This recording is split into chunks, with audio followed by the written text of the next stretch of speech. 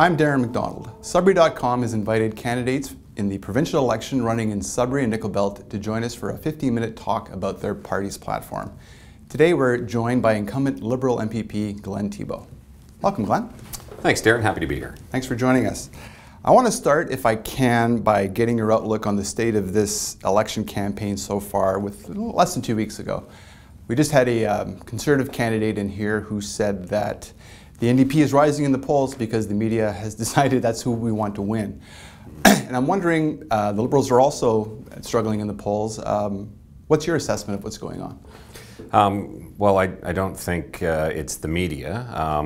I think what we're seeing right now is a volatile electorate, and really looking at what they want to see and what they want to hear from all parties. And what we're presenting as a Liberal Party is care over cuts. And I know we've talked about that often, but the Conservatives have been talking about cuts, and we're talking about making sure that we invest in care. So it is a volatile market right now, or volatile electorate, but we're going to continue to talk to the people about what's important to us, because we do have that steady hand, right?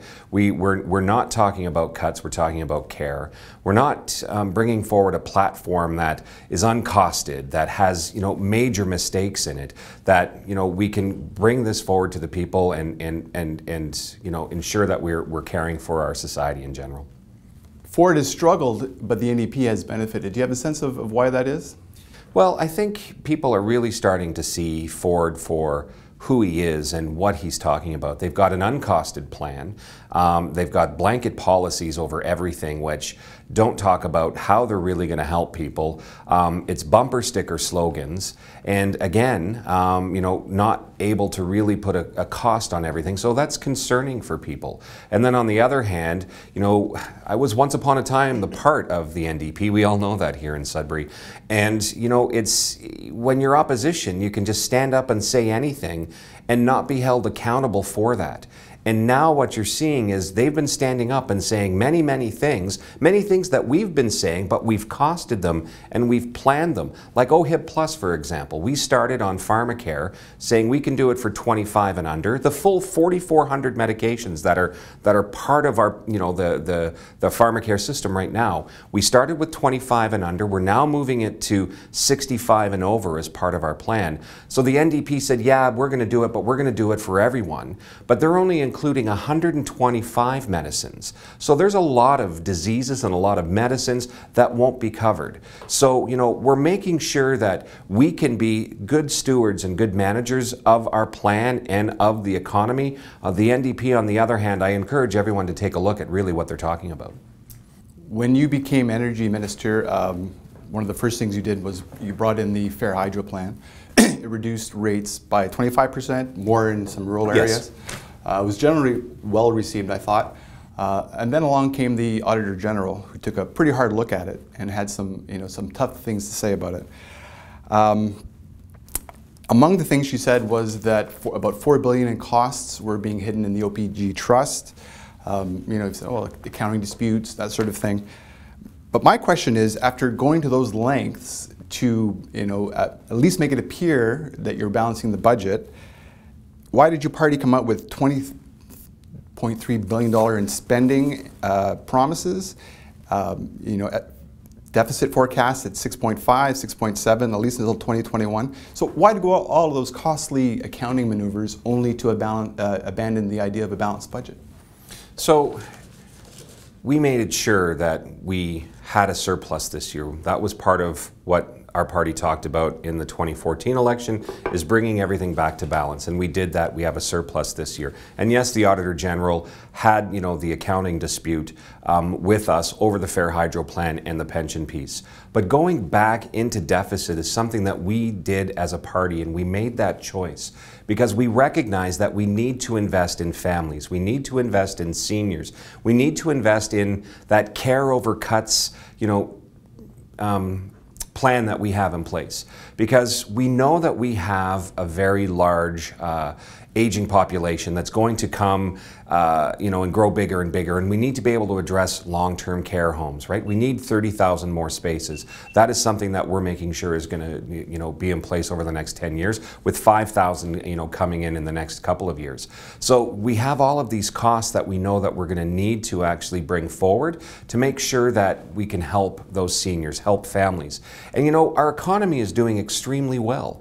We're leading the G7 and the G20 in terms of economic growth. Even the TD talked about how we're seeing 2.7% growth in Ontario. So it's not just us that's saying that, but it's not being felt in every part of the province. And so that's why we're making sure that we're on a path to balance again.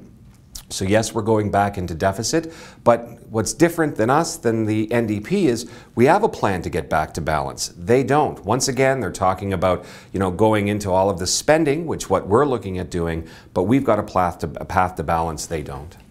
I saw Don Drummond on the agenda recently. I'm not sure if you caught it. I thought it was very interesting.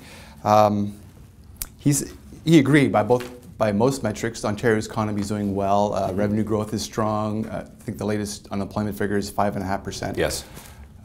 Traditional economics, at least a popular economics theory, says when times are tough, you spend more. Don't worry about the deficit. You got to prime the pump, but you got to pay the bills when times are good. You said times are good. Economists say times are good. At what point does it become a priority to really run surpluses and pay down the debt? It's $12.5 billion that we pay just in interest. It's going to go up to 15, and that's just assuming we continue to grow. And Drummond said, the forecasts I think for growth are about 2% a year for the next 4 years. At 1.5, if it goes to 1.5, that's a significant problem. If interest rates go up, that's a significant problem. So times are good now. When is it time to really get serious about the deficit? But let's also look at the important component of the overall. So yes, and with our debt and our deficit and the ratios.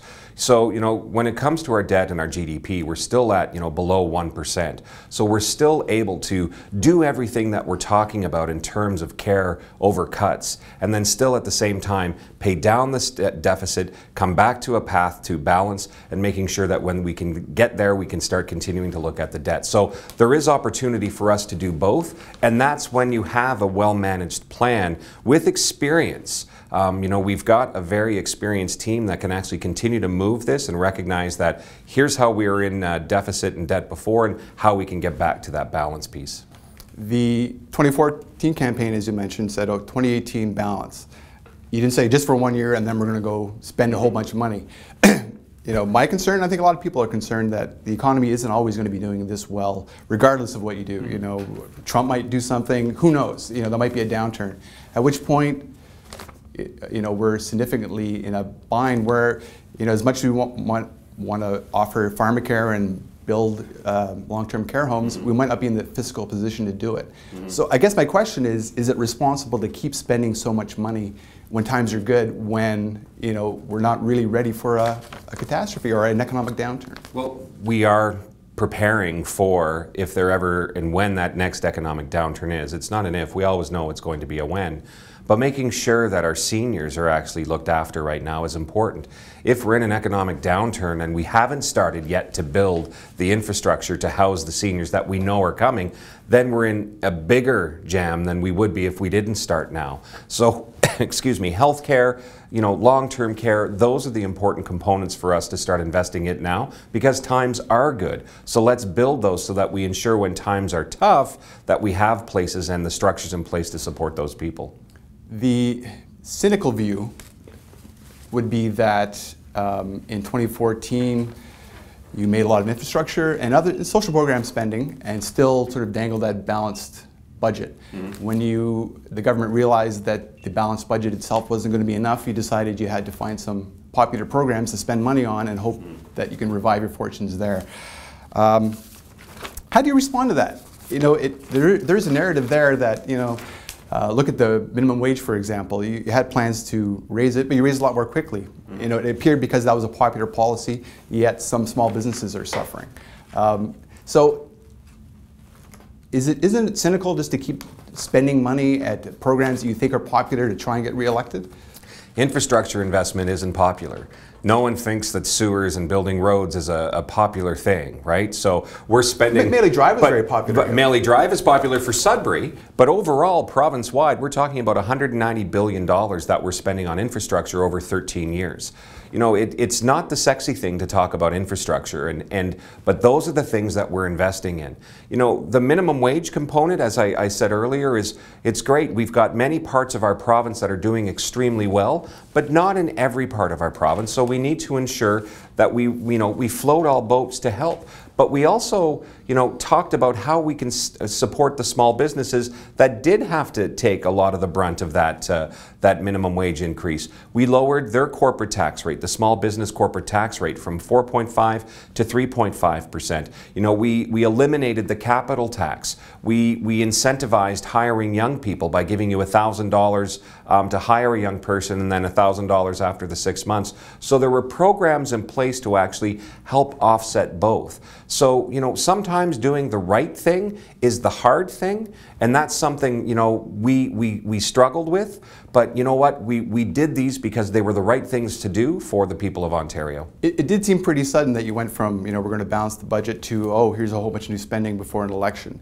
And that sort of feeds into, I think, public cynicism, and you have that situation now where it's difficult to understand, where the parties are coming from.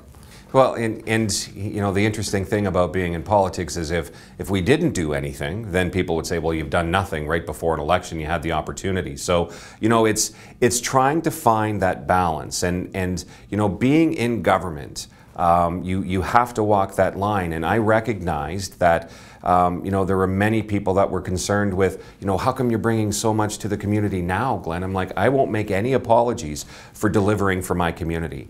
These are all things that have been in the works for years, and now making sure that we're able to get them here was important for me.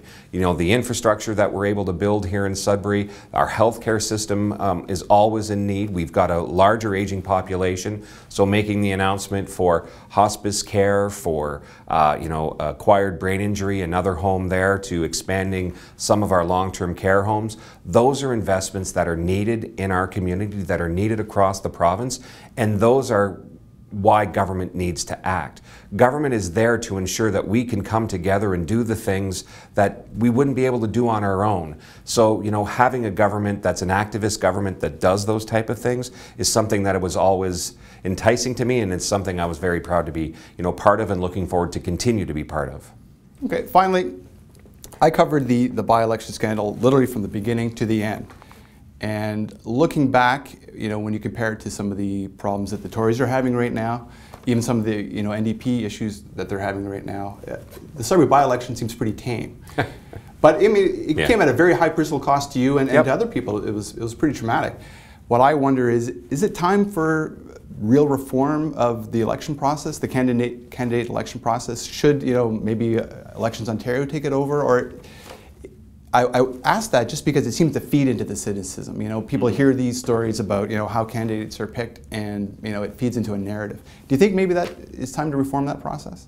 I don't know if it needs to be reformed. I think part of it can be maybe a little bit more transparent. But part of the issue, I think, and I just look back at the Sudbury by-election for me was, we aren't able to speak in relation to my side of the story because there was a court case going on. But that didn't stop the other parties from jumping on that and saying what they thought they would like to say. So all of a sudden, it's only one side of the story that you're able to hear until the court case comes out, and then you hear from a judge that this should have never been brought to where it was, as a complete vindication. And so, it was a little bit kind of a relief for me that we could finally start talking about it. But I do think there is some opportunity to start talking about electoral reform. I know it's happening at the federal level, and you get into the fine line of, well, where does Elections Ontario get in at the party level? And so, having that conversation with Elections Ontario, I don't think would be a bad idea. But where that would go is not something that I've really thought about right now. I'm more worried about just knocking on doors and continuing to, bring strong representation to the people of Sudbury, because it is an honor for me to serve. Glenn, thanks for your time today. Thanks for having me again. Ontarians head to the polls on June 7th. Visit Sudbury.com's elections section for full coverage of all your local candidates.